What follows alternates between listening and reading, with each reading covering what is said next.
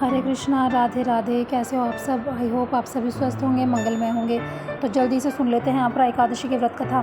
तो एक बार युधिष्ठिर जी कहने लगे श्री कृष्ण से कि हे भगवान, ज्येष्ठ मास की एकादशी का नाम क्या है और उसका महत्व क्या है?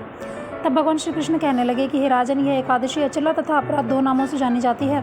पुराणों के अनुसार ज्येष्ठ कृष्ण पक्ष की एकादशी अपरा एकादशी है, क्योंकि यह अपार धन देने वाली है। जो मनुष्य इस व्रत को करते हैं वे संसार में प्रसिद्ध हो जाते हैं। इस दिन भगवान श्री त्रिविक्रम की पूजा की जाती है। अपरा एकादशी के व्रत के प्रभाव से ब्रह्म हत्या, भूत योनि, दूसरे की निंदा आदि के सब पाप दूर हो जाते हैं। इस व्रत के करने से परस्त्री गमन, झूठी गवाही देना, झूठ बोलना, झूठे शास्त्र पढ़ना या बनाना, झूठा ज्योतिषी बनना तथा झूठा वैद्य बनना आदि सब पाप नष्ट हो जाते हैं। जो क्षत्रिय युद्ध से भाग जाए वे नरकगामी होते हैं, परंतु अपरा एकादशी का व्रत करने से वे भी स्वर्ग को प्राप्त होते हैं। जो शिष्य गुरु से शिक्षा ग्रहण करते हैं फिर उनकी निंदा करते हैं वे अवश्य नरक में पड़ते हैं, मगर अपरा एकादशी का व्रत करने से वे भी इस पाप जो फल तीनों पुष्कर में कार्तिक पूर्णिमा को स्नान करने से या गंगा तट पर पितरों को पिंडदान करने से प्राप्त होता है, वही अपरा एकादशी का व्रत करने से प्राप्त होता है। मकर के सूर्य में प्रयागराज के स्नान से, शिवरात्रि का व्रत करने से, सिंह राशि के बृहस्पति में गोमती नदी के स्नान से, कुंभ में केदारनाथ के दर्शन या बद्रीनाथ के दर्शन, सूर्य ग्रहण में कुरुक्षेत्र के स्नान से, स्वर्ण दान करने से अथवा अर्ध प्रसूता गोदान से जो फल मिलता है वही इस एकादशी के व्रत से मिलता है।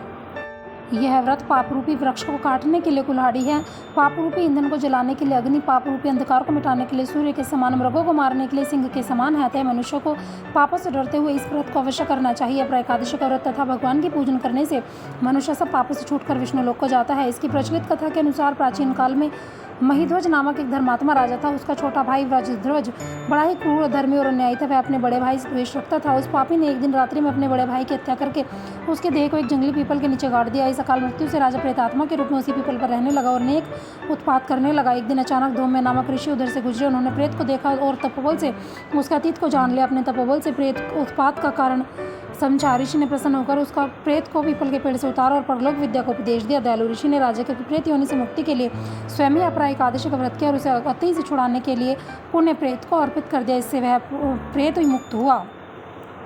इस पुण्य व्रत के प्रभाव से राजा की प्रेत योनि से मुक्ति हो गई। वह ऋषि को धन्यवाद देता हुआ दिव्य देह धारण करके पुष्प विमान में बैठकर स्वर्ग को चला गया। यह अपरा एकादशी की कथा प्रभु ने सुनाई। इसे पढ़ने और सुनने से मनुष्य सब पापों से छूट जाता है।